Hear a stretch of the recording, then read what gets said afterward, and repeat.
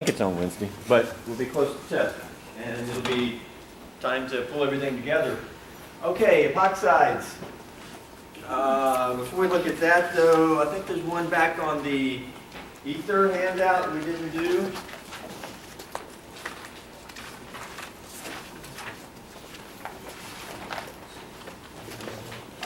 Did we do this one here?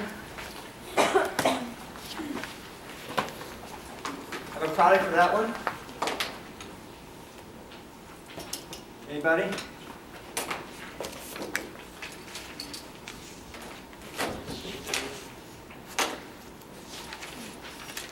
I have a product for that one. If, back row, I'm sorry, if we could sit on the, appreciate that. Anybody have a product here? Tell me about your product. Is it an alcohol? Yes. Your product is an alcohol? Is it a primary, secondary, or tertiary alcohol? Secondary alcohol.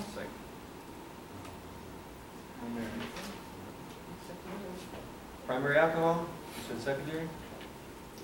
Why would that bromine attack on the side with the, Well, just tell me, you said secondary. I said secondary. Okay. The answer is, I would say it's going to be a primary alcohol. Let's look at it. Everybody agree we're going to protonate the oxygen? Yep. Okay, mechanism. What's going to happen from here? Jennifer, what did you do? Well, I had the bromine attack on the right side of the ring, SN2, to kick off the alcohol because of the sterics of the phenyl group on the right. You had the bromine attack here. Mm-hmm. Okay. I did an SN2. Instead, I'm going to do this. I'm going to have the oxygen leave here, and that's going to give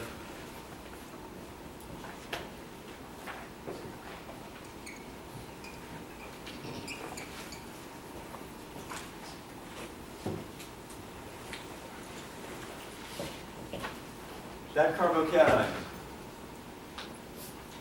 How about if we do that instead? Why would I do that instead? Yes, that's a secondary. Okay. There is no tertiary cation. There is no tertiary site, so you went SN2. But importantly, and it was stated somewhere, that's a resonance stabilized carbocation. And it's just as good as a tertiary carbocation. Okay, this is a benzene ring, right? Okay. Tertiary site would give tertiary cation. Well, it's not a tertiary site, but it gives something that's actually just as good or even better than a tertiary cation. So I would predict this way. I'm going to do SN1. Okay, understand how it's not strictly following the rule, but we have a resonance stabilized carbocation that's possible here. Very stable. And now the Br minus add here, and we get our final product. I'm not going to redraw it, just bromine here, but it's a primary alcohol. Okay. Does the explanation make sense? Yeah, it does. So, be on the lookout. Resonance stabilized cations are just as good if they bump it up a notch. So, Even better, a little bit. so Dr. Stevens, Yes. what you're saying is that the formation of a tertiary carbocation or a resonance stabilized secondary carbocation trumps sterics in this case? That's not so much sterics, it's more just rate. A cation is going to form faster than the bromine is going to be able to come in here and attack.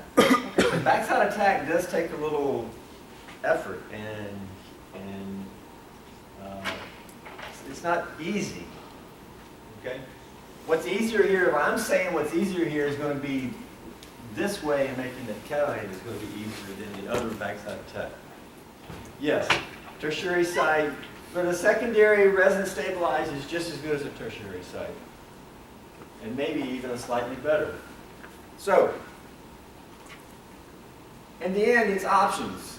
And you also have to understand that when it comes to, okay, we have to have testing, so we're not going to try to trick you. We're looking at options here. And I'm trying to rationalize these options. And I would say that this is going to be the pathway. All right?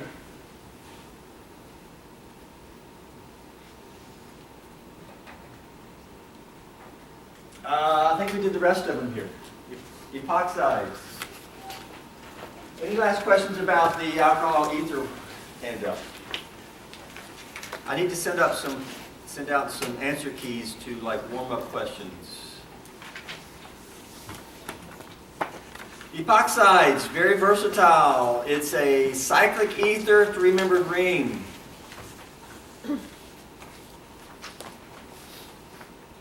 Under acidic conditions, the reactions are identical to what we were just doing. With the exception, with epoxides, SN1 leads to inversion. Ain't that crazy? How? Well, when the leaving group leaves, it hasn't totally left.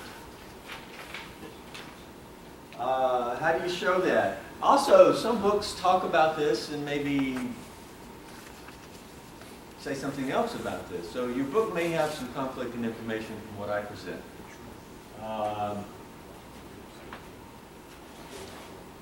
And actually, I could pull out 2 or 3 different textbooks, and they all may be a little bit different because the chemistry, there's nuances.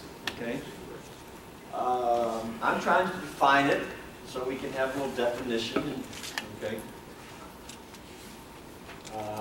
Let's do examples here.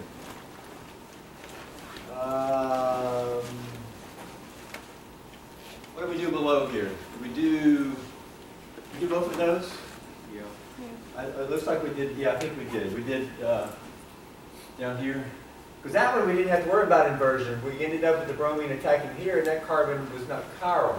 But here the carbon was chiral. We also have 2 different chiral carbons, and so we had relative stereochemistry.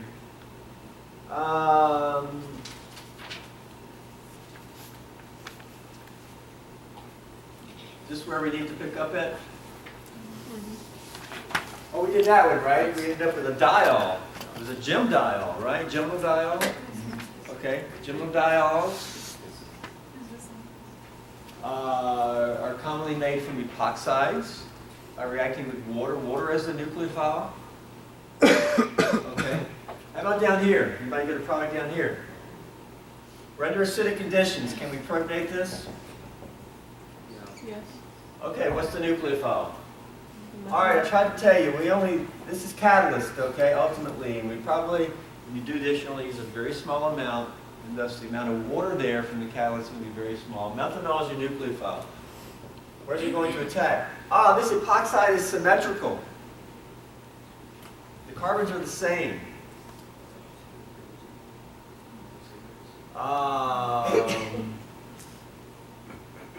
Mechanism.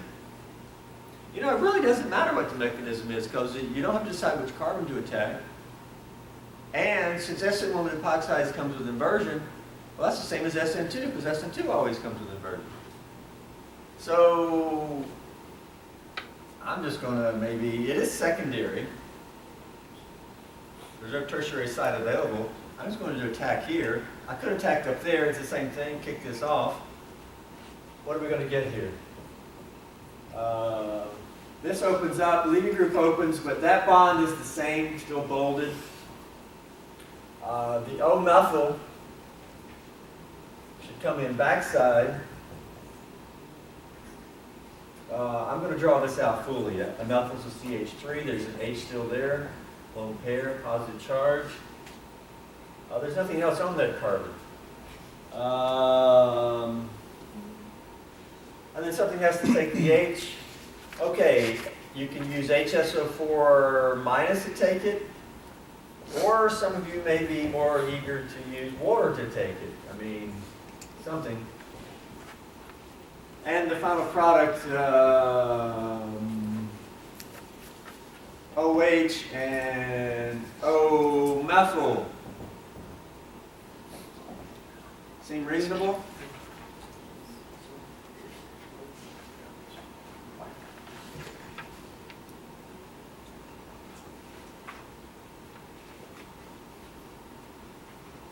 No?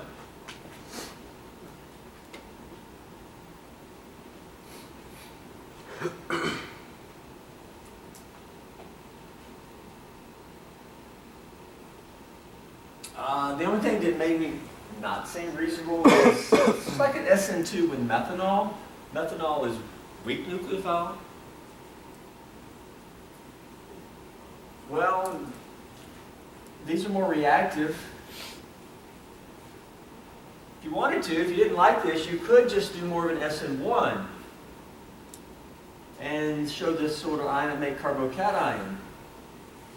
But then you have to say, well, how am I going to get inversion? Because we know we're going to get inversions. The carbocation, once it leaves, see this, the O is forward. Both bonds to the O is forward. When it leaves, the carbocation, well, I can't, it looks like the carbocation is forward, but that bond's like this. Okay. Anyway, when the oxygen leaves, carbocation, it hasn't really left. It's still hanging around.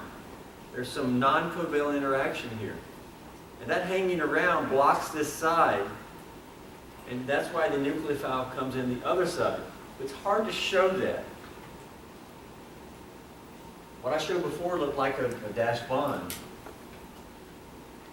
What you could do is just sort of show the cation here and then just show your product inverted and sort of make a note that, hey, I'm going to show this only from the back because the top side was blocked by the OH just hanging around. Okay? All right, let's move ahead. Product here. Looks like an H plus catalyst. This is a carbanion. That's the anion. That's an acetylide anion. Strong nucleophile. What's the problem with this reaction? Strong nucleophiles cannot be used under acidic conditions. You can't have strong nucleophiles in acidic conditions. You can't have your cake and eat it too. If you add this to this, this is just going, this is H plus, right? This is just going to take the H plus. It's incompatible. You can't do this. So can you react an epoxide with such an anion? And the answer is yes. But I thought ethers were unreactive under basic conditions. Because if all you had was this, you would have basic condition. That's a strong base, actually. Here's where it's different from most ethers. Epoxides, because of the three-membered ring strength, will react. This will leave without an acid catalyst. So you just do it without the acid catalyst. Question? I was just, you already explained it, but I was asking if there's an induction effect on some of those H's near the oxygen that makes them more acidic to react with the carbanion. Make what more acidic? The H's near the oxygen because of induction. H is right here? Yes, sir. Make it more acidic? I mean the H's that can be taken by the carbanion. No, we're not taking an H here. It's not going to act as a base. It's going to act as a nucleophile. It's going to act as a nucleophile. Let's do examples. CHs are, I mean, it has a little bit of acidity because of induction, but not enough for it to act as a base. That consideration may become relevant at one point during the course, but not here. Not acidic enough to cause any problem.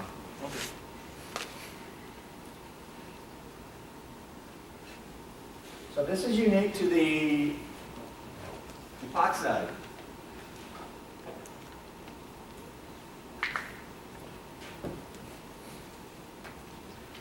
Let's approach this by looking at different types of strong nucleophiles. And acetylide anions, such as my example up there, is one type. We've seen these before. Make them from terminal alkynes. Two common bases in textbooks, a sodium NH2 minus, called sodamide. All right, NH2 minus, very strong base. NH2 will take the H, you make ammonia, and you'll make your acetylide anion. Also N-butyl lithium. N-butyl just being straight butyl, anion, and lithium plus. Turns out with these that lithium is just most common, and we don't have time to go into all the reasons. I'm showing it fully ionic. These things actually have a complex structure where they're actually dimers and trimers, and they actually have some covalent character. Even though you're supposed to have learned that group 1 never does covalent. Well, yes, that's sort of like when I say in this class it doesn't. Okay, so there's some complex structure here. You can look them up and you probably find some information. I will just show them like this. It's an alkyl anion. Very strong base. And you can use that too. If that takes the H, you're going to make that. But you can also then make butane, right? You're just going to put an H on that and it'll just be butane. Okay, 2 common bases to make acetylide anions. Now these will react with epoxides. The simplest epoxide is just this. It is possible, no substituents on it. These electrons add, well, it's symmetrical. Either way, add here, kick off the oxygen. And that's going to give this. Because yes, which bond did we just make here? The double triple bonded carbon bonded to this carbon. We just made that bond, yeah? By an SN2. And we just had an oxygen, a neutral oxygen leaving in an SN2, which we before said, no, can't do that, can't do that, can't do that. But for the first time, we say we can do that, because with an epoxide, you can. The ring string, that oxygen is wanting to leave, the bond is weakened, it's like, whew, I get to leave and I get to relieve the ring strings. Yeah? You do not have to protonate it. If your nucleophile is strong, you can't do this with a weak nucleophile. With weak nucleophiles, you're going to protonate the oxygen and do the old standard. Okay? Now, then you work it up. The proton comes in after the reaction. You throw in some acid, H+. What's your favorite acid?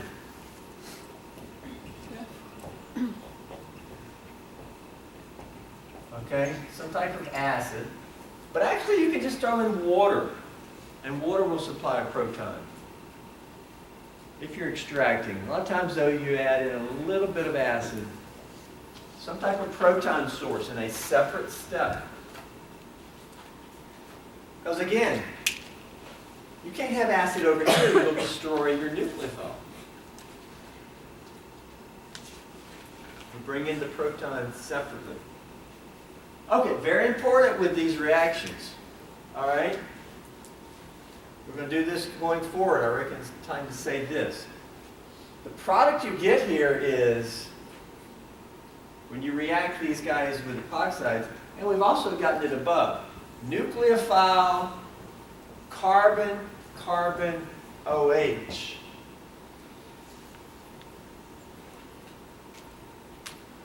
This is what these reactions give.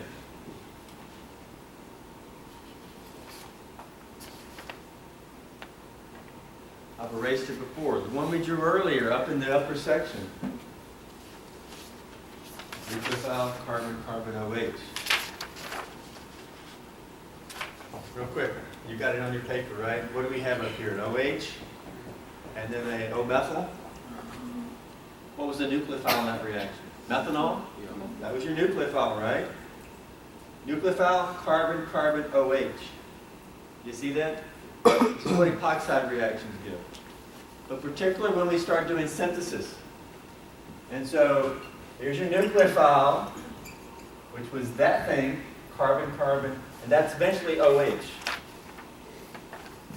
All right? So acetylide anions can be strong nucleophiles. What about regular alkyl anions, which actually we saw up there, like N-butyllithium? I mean, can that attack an epoxide? The answer is yes. But how do you form these? It's very difficult. Don't draw this if you want, but that's what I'm saying here. To take an alkane and remove the H and make the alkyl anion, such as this, that's very difficult to do. Non-acidic. This is one of the strongest bases you can have. That sort of implies that this base must be stronger than that for the reaction to work.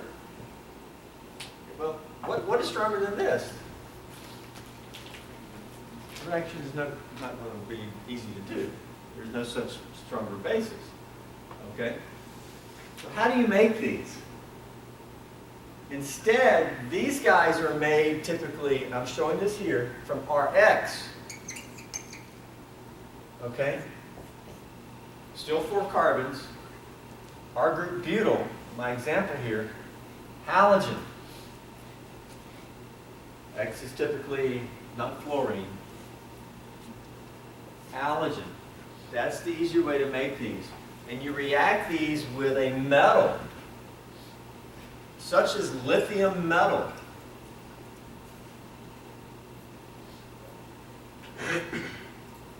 That's actually on the next page, so I don't want to turn over there instead of you drawing what's on the next page. All right? We'll look at it. React an alkyl halide with the metal, and you can get this, and it's redox chemistry. Not traditional acid-base chemistry of taking an H, but redox.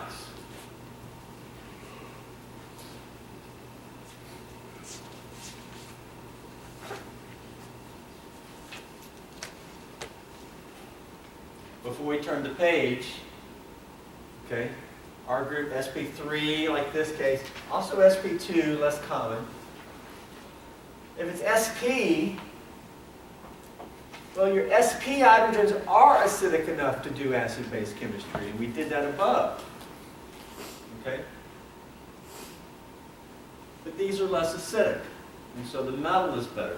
Common metal is lithium, and that's going to give an alkyl lithium. We'll show it next page.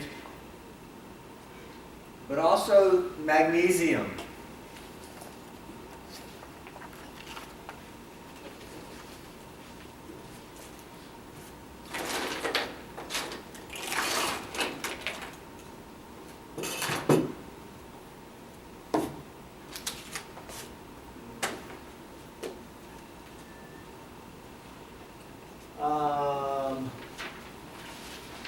Both sides shows these reactions.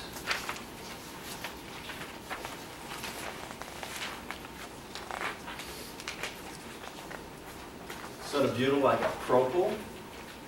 So you take propyl bromide, react it with lithium metal. Okay, this is oxidation at 0. By the way, you often do these reactions in an ether solvent, such as diethyl ether or THF. And you get a redox reaction.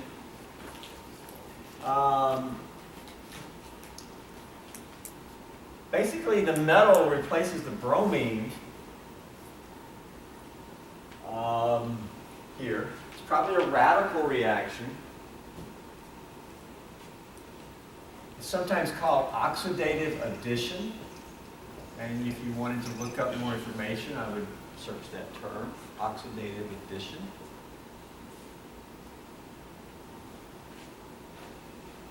With lithium, you need 2 equivalents, and the fate of the bromine is to become bromide, and a lithium plus sits with that.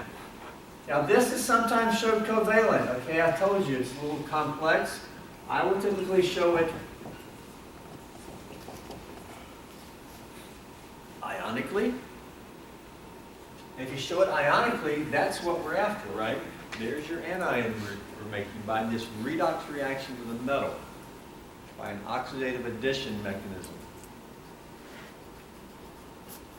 Requires, again, 2 equivalents of lithium for a fully balanced reaction. Why is it an oxidative addition? The lithium here is metal, 0. The lithium is now plus, and so it has lost an electron. The lithium has been oxidized. Carbon's actually been reduced. All right, and that's how you make alkyl lithium, such as N-butyl lithium. And lithium is most common here because lithium works, but lithium is also the safest of your group 1 metals. And so that's why lithium is just very common. All right, here we go. And I'll say this more and more across the board. There's about 10 of the most important reactions in organic chemistry. One of the most important is formation and use of Grignard reagents.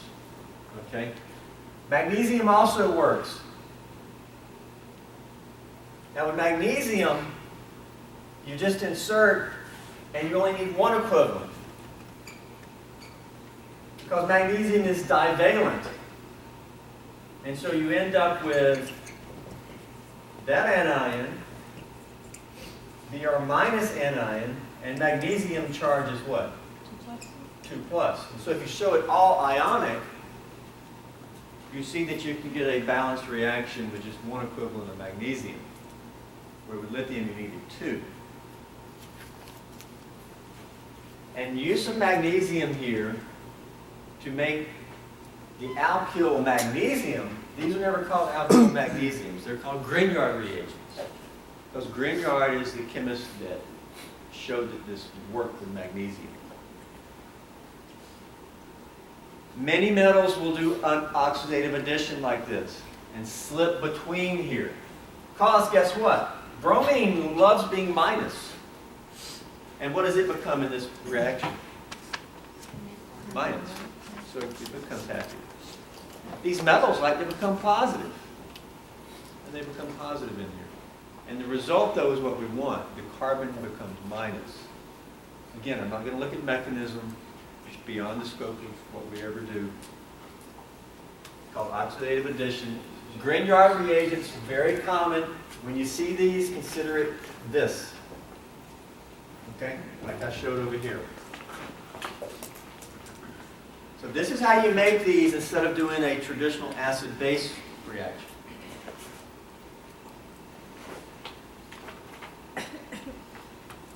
Grignard actually, I think, won Nobel Prize for this. One of the earlier Nobel Prize, maybe. I could be wrong about that.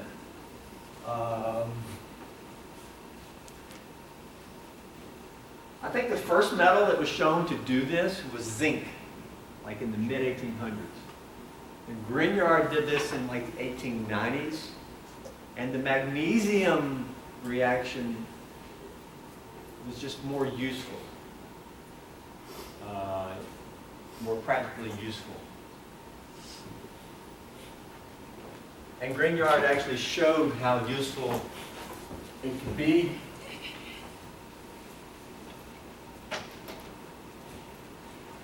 Because before then, nobody ever made these because they were too hard to make by acid-base chemistry. Okay, products. Well, what's lithium going to do to this alkyl halide? Well, we just did that, right? 3 carbons.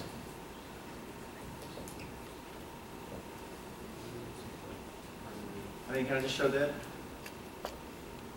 Right? Now we throw in this epoxide, what can happen? Can this attack the epoxide? Yeah. Any chemistry possible? Yes. Yeah. Where do you want to attack? This is not symmetrical. Left or right side? Love right. Right. Okay, here we go. We really don't have a rule here. This will never be SN1. Always SN2. The SN1 option is only when you have proton. Because SN1, we protonate and then it leaves. It leaves because it was protonated. If it ain't protonated, the oxygen ain't just going to leave on its own. But with a super strong nucleophile, it'll come in here and kick the oxygen off. And that's SN2. And SN2 is always at which site? Least sterically hindered.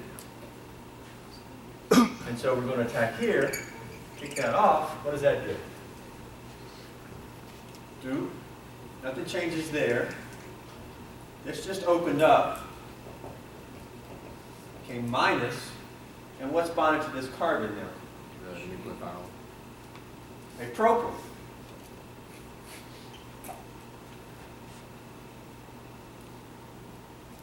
And which bond did we just make? We just made that bond, right?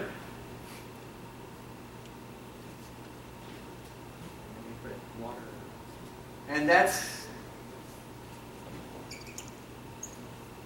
what you have after step 2. How can we go neutral here? Add some HCl or something. We can add some HCl, your choice, or water. A lot of times this is just shown as H plus workup. Okay, yeah, throw in some acid.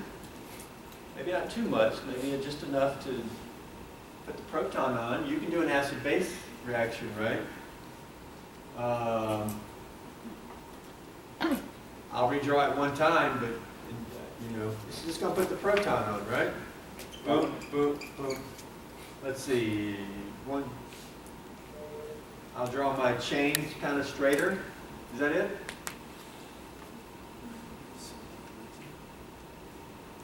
Wouldn't it sit with the lithium? Do it. Wouldn't the negative charge oxygen sit with the lithium? Very good. If you wanted to show here, every minus has to have a plus. What's the plus at that point? With the lithium. Yeah, I mean, you can show lithium here. If we worked it up with HCl, what else can we show over here? Lithium Cl. Lithium chloride. Okay. But if it's a lot of water, this is going to stay dissolved as ions. Yeah, I mean, there's always charge balance along the way. But what do we call the lithium in this reaction? Well, in the beginning it was not this, but from here out the lithium is what? Right, spectator ion.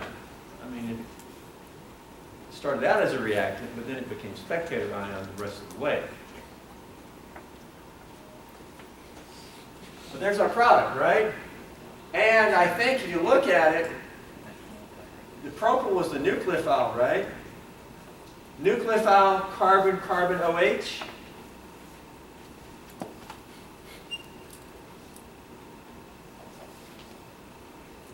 Somebody got a product for the one below?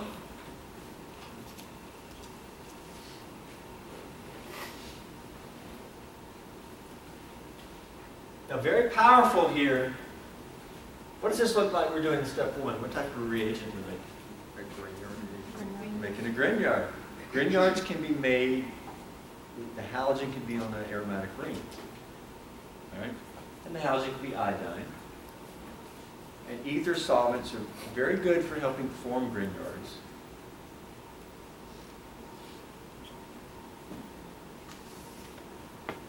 And so the first step here is to make the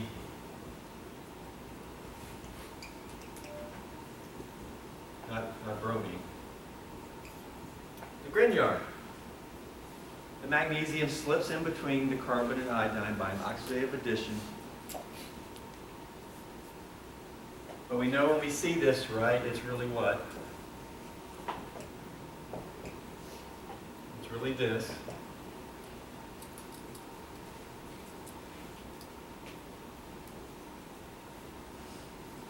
Now this reactant is a good nucleophile. Where are you going to attack, right or left?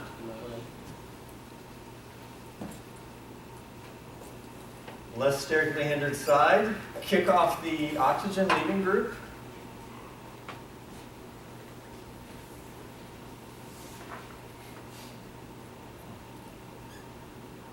Again, I thought oxygen had to be protonated to be leaving group. Everybody there?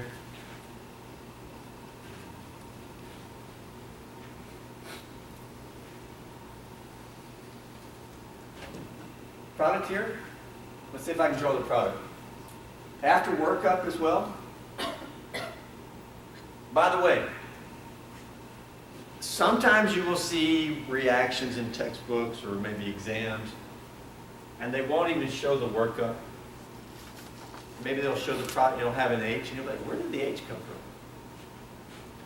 Sometimes they just conveniently don't say workup. But you have to know that they had to work it up. Okay? That's just a word of caution. So just even with that word of caution, is that also possible on the ACS exam? Anywhere. A lot of times that appropriate workup is just not shown. Okay. You just have to know that it's required. Product here, let's see. I'm going to say the product is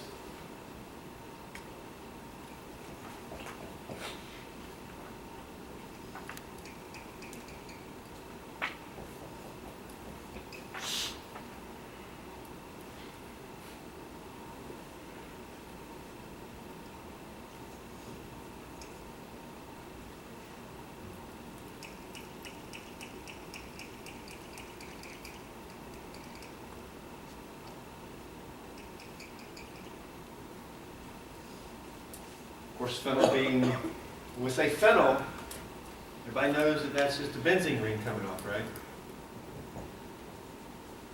Right? That's the same thing, right? Phenyl's just benzene ring. This product, of course, epoxide reactions give nucleophile. The phenyl anion was a nucleophile. Nucleophile, carbon, carbon, OH. Now there may be other things there on each carbon. Did we get everything right? Where'd the proton come from? Work up, right? Question? If there was like, if both of the carbon sites were tertiary, would it just, you just pick one at that point? Or would it still? Well, that'd be a tougher decision, I agree. I mean, there could be some that, it might be a mixture of products. Show me one if you see one like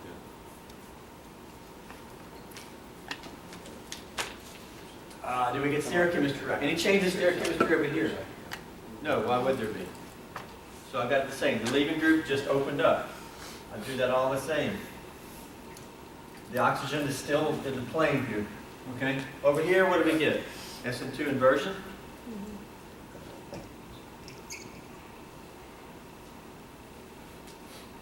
Well, yeah, that's why the oxygen is straight up. So how's the nucleophile come in? Here we go. The oxygen is straight up in the board. How's the nucleophile going to come in? Straight down and kick it off. So I drew the phenyl straight down. Oxygen is straight up. The methyl, though, is forward, but it's a little bit down. When the phenyl comes in, kicks off the oxygen, the methyl just moves up. It's still forward. Okay? There's your inversion. There's your product. That all goes back to how do you show inversion for this? And, okay. Again, in organic 1, I give you a handout halfway through and show different scenarios for your stereochemistry by SN2. Other strong nucleophiles, amines. Okay? Amines are strong enough to react with epoxides under basic conditions. You can get a product. We also need to be thinking about multi-steps. Okay? Look at that. Other strong nucleophiles. What's a nucleophile down here? We got methanol. You also have ME. What is this? That's a plus and minus, right? Do we have a strong nucleophile? O minus. And so you can predict products down there.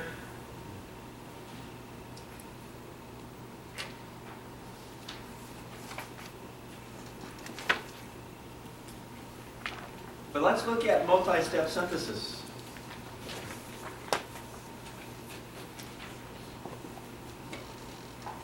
Okay, I've already told you here, but these epoxide reactions, great source of 2 carbons and OH. And you can get a nucleophile carbon-carbon OH.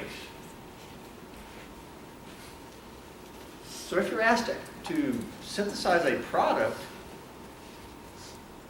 one thing you can do is say, or recognize, hey, my product has nucleophile carbon-carbon OH in it. I can make this from an epoxide reaction. For example, terbutaline, used to control premature labor. Can you envision an epoxide reaction that would give this?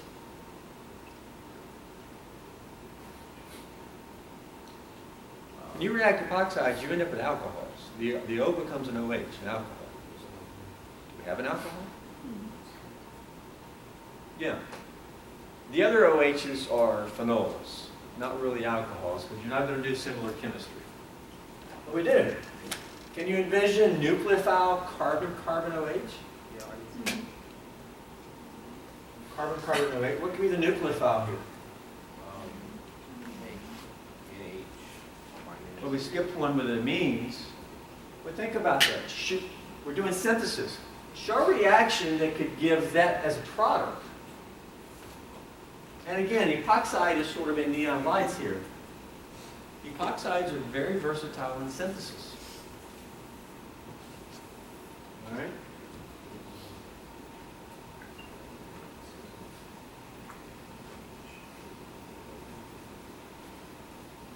Now I want you to look at that on your own before we proceed with it.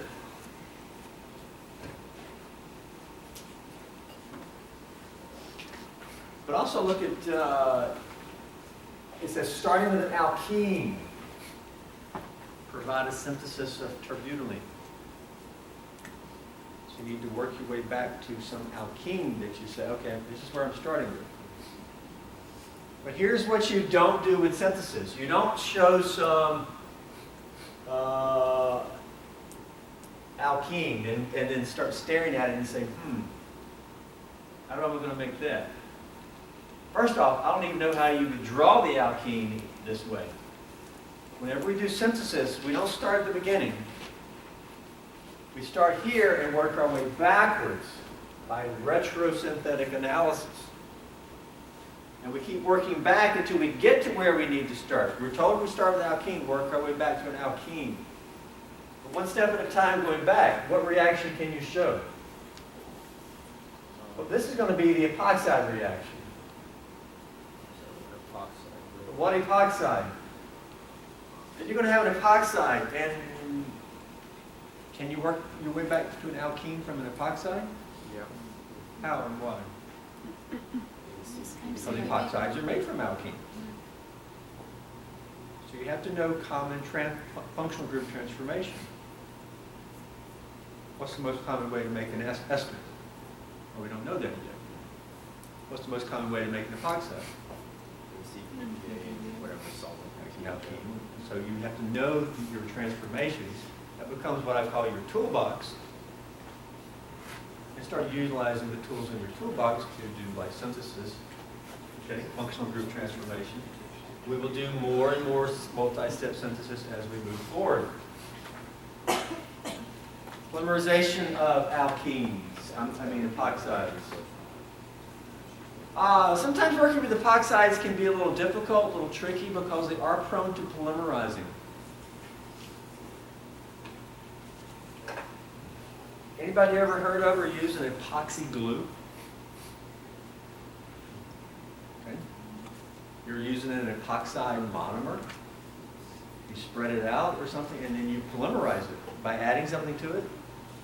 You use some type of additive and it sort of then sets. The additive is a polymerization catalyst. Okay? Like here, there's a picture of, I think, an epoxy glue. Super glue. Well, there the catalyst is just traces of base, which are everywhere. Like this desk has traces of base. You put some super glue there, it comes out as a liquid, and then in a few seconds it hardens. All right? Put it in your fingers, what's it going to do? It'll harden, but it's also going to bind. Well, that's a polymerization, traces of base. Okay? Traces of base everywhere, okay? Everywhere, on your hands, right here, okay? How can we get monomer here reaction? Well, this could react here, open this up. What does that give? Open that up to this. Nucleophile, carbon-carbon, this, okay? We can put proton on by, water, some proton source. All right? There's also water everywhere. There's water on your fingers. There's water on that. Okay. So this, but how can we get polymer here? That's what I want to focus on. First off, polymer is what? Repeating. So your original monomer, or that's just a monomeric reaction, but polymer is where this just sort of repeats over and over. How can we get there? Well, it comes from here.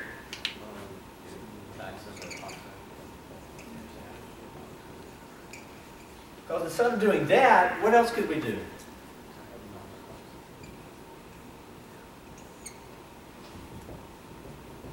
could attack here instead.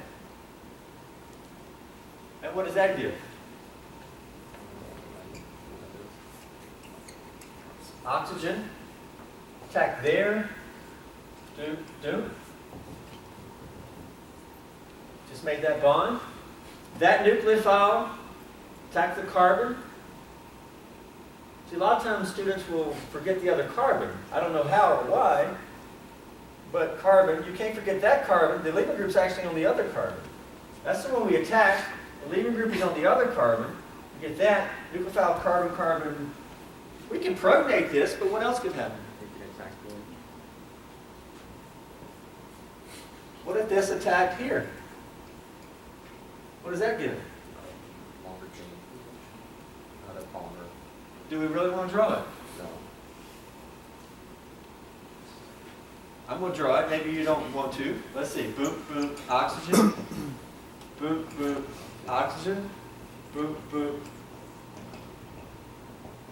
Yeah, that, we just made that bond.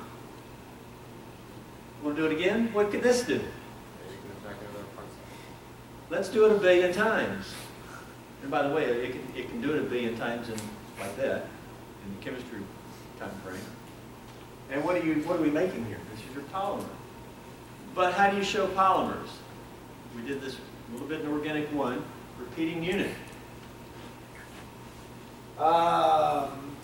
After the OH, there is a repeating unit. CH2, CH2O. CH2, CH2O. CH2, CH, okay? It's actually going to just do it. And that's what I've trying to show here. Now, at some point, maybe the end oxygen picks up a proton. But hopefully you kind of see how you can get this huge polymerity. And the polymer, while this may be, that's actually a gas. This is probably a liquid. But this thing is so big and has such IMFs that it's probably going to be a solid. And that's why your liquid turns to solid. But it also has binding properties, and that's beyond our scope. The polymer field is huge, very applied. Some polymers have binding properties, and some don't. Teflon. Teflon doesn't stick to anything, and nothing sticks to Teflon. That's just the opposite of a glue. Your eggs don't stick to Teflon when you mix it. Right? It's a polymer. It was discovered by accident. Question? Is there a way you could protect a leaving group near that original alcohol so that when it polymerizes, it can move around the sigma bonds, bind into a very large ring, and kick off the leaving group? You lost me. Hello. Okay. So I'm sorry. We need. Okay. I'll ask you after class. Yeah, that sounded complex. Good thinking. Let's look at it. Polymer. Okay. Now, polymers are often classified by the thing that promoted it. Here, this anion promoted it. This would be called an anionic polymerization. Is that written somewhere? Perhaps not. Anionic polymerization. Sometimes we'll do polymers, and H+ will be the catalyst. What type of polymerization will that be? Cation. Thank you. Cation polymerization. I think we're out of time. Okay, try the few things that we've looked at. Especially the synthesis, including on the back, the cow. There's some synthesis on the back to take a look at.